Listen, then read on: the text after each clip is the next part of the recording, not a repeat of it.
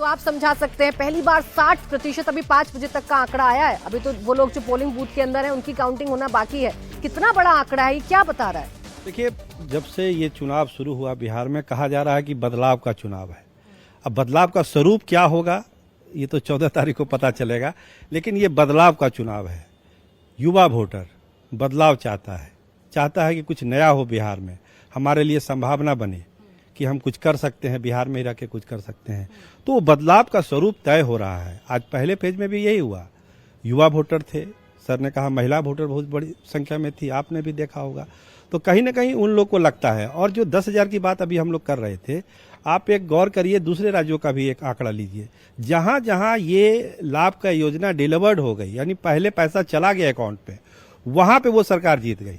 बगल पे झारखंड का उदाहरण है। आपने बाद में जो वादा किया है उस पर लोगों को भरोसा नहीं है, महिलाओं को भरोसा नहीं है। जिनका मिल रहा है, जिनको मिल गया पैसा, मिल गया, उस पर लोगों ने भरोसा किया है। और जो 5-6 राज्यों का आप आंकड़ा लेंगे, आप यही पाएंगे जहां जिसने पहले दे दिया वो सरकार रिटर्न कर गई। और नीतीश कुमार ने यही चालाकी की, पहले पैसा चला गया। यहां तक कि वोटिंग के दिन भी पैसा जा रहा है। जो खबरें आ रही है कि वोटिंग के दिन तक पैसा जा रहा है। विपक्ष ने खूब कहा कि वोट खरीदी जा रही है, वोट खरीदी जा रही है, महिलाओं के वोट खरीदे जा रहे हैं। और तेजस्वी यादव काउंटर भी कर रहे थे कि ये लोन है, आपसे वापस लिया जाएगा। लेकिन अपने आप में भोलानाथ जी समझाइए, रिकॉर्ड टूट गया है, बम्पर वोटिंग, और अभी भी कई ऐसे बूथ हैं जहां लंबी लंबी कतारें देखने को मिल रही है। फाइनल आंकड़ा आना बाकी है। जहां तक मुझे पता है 58% से ऊपर शायद नहीं रहा है बिहार में वोटिंग परसेंटेज, 60 से ऊपर जा रहा है। तो ये कौन अर्ज पर, कौन फर्ज पर? देखिए, ये निश्चित रूप से जैसा कि अभी संजय जी और सरोज जी ये सब लोग बोल रहे थे, उसमें एक फैक्टर को हम लोग छोड़ रहे हैं। वो फैक्टर है SIR का। SIR की वजह से भी जो फर्जी वोटर्स थे, जिनका निधन हो गया था, जो रिपीटेड वोटर्स थे, उनके नाम कटने से जो संख्या कम हुई और जो वोट जो पड़ा, तो उसका भी एक परसेंटेज बढ़ाने में बड़ा रोल है। दूसरी बात, मुझे सुबह से बड़ा दुख हो रहा था, मैं आश्चर्यचकित था कि पटना जो बिहार की राजधानी है, वहां का पोलिंग इतना कम क्यों है। सबसे पीछे पटना का पोलिंग रहा है। आप रिकॉर्ड देख लीजिए उसमें।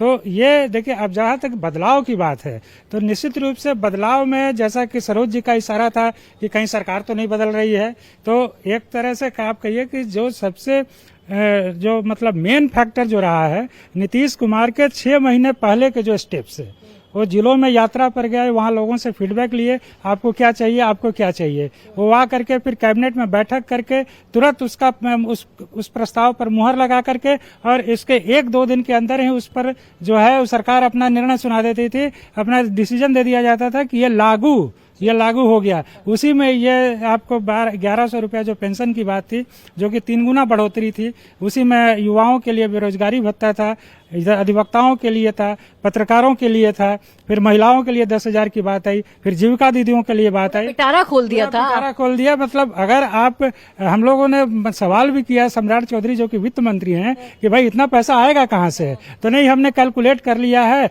बहुत ज्यादा नहीं, 60-70 हजार करोड़ का आएगा, वो मैनेज कर लेंगे।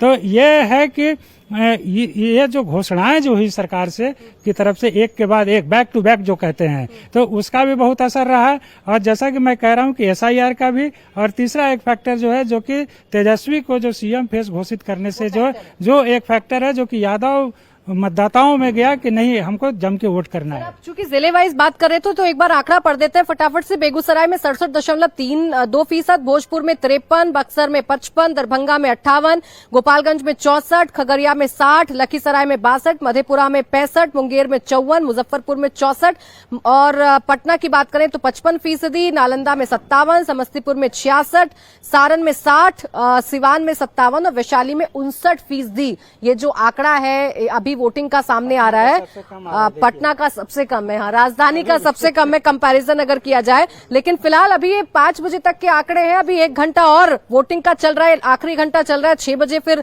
आपके सामने आखिरी आंकड़ा आएगा। लेकिन बेगूसराय की बात करें तो सबसे ज्यादा बेगूसराय में अभी तक का टर्नआउट है, 67.32%। ये बेगूसराय फिर इसमें फिर क्या होने जा रहा है, इतनी बड़ी संख्या में वोटर निकल रहे हैं? देखिए, लगभग 150 लोकसभा विधानसभा क्षेत्रों में मैं जा चुका हूं और रैंडम सर्वे कर चुका हूं। ग्राउंड लेवल पर नीतीश कुमार का बहुत प्रभाव दिखाई दे रहा है। 17 दनादन घोषणाएं की उन्होंने चुनाव के ठीक पहले, उसका बहुत असर है और NDA को हर जगह एज मिलता हुआ दिखाई दे रहा है। तो लड़ाई ठीक है, नेक टू नेक है। तेजस्वी यादव को भी भाई सीएम के चेहरा है, तो यादव और मुसलमान गुलबंद नजर आ रहे हैं। यादव ज्यादा गुलबंद आ रहे हैं नजर, मुसलमान उतनी गुलबंद नहीं है। आप कोसी सीमांचल दूसरे फेज में जहां चुनाव होना है, मैं गया था, वहां भी मुस्लिम वोटों में संधमारी जनसुराज ने की है, MIM ने की है। तो बाकी सीटों पर भी यही हाल है। यादव तो एकदम गोलबंद है कि भाई तेजस्वी को सीएम बना देना है, तो उनका वोट इधर से उधर अब नहीं हो रहा है। लेकिन मुसलमान उतने गोलबंद नहीं है, उनको अपना भी फायदा दिख रहा है कि अगर हमारा मुसलमान उम्मीदवार है, मजबूत उम्मीदवार है। ये चर्चा क्या हुई ग्राउंड पर? वो जो ओवैसी ने एक नैरेटिव चलाया कि 2% वाला आपने डिप्टी सीएम बना दिया और 18% वाला क्या दरी बिछाएगा? ये लोग बोल रहे हैं कि भाई हमारी आबादी 17% से ज्यादा है और हमको सीटें भी कम मिलती हैं, और 2% वाला डिप्टी सीएम बन जा रहा है। मुकेश सहनी को डिप्टी सीएम अनाउंस किया गया तो उसका है रिएक्शन मुसलमानों में, और आम मुसलमान भी ये पूछ रहा है कि भाई हम तो 17-18% है, सीएम तो हमारा होना चाहिए। आप सीएम भी बन गए, या 2% वाला को डिप्टी सीएम बना दिए, हमको छोड़ दिया। तो उसको मैनेज करने की कोशिश महागठबंधन ने किया।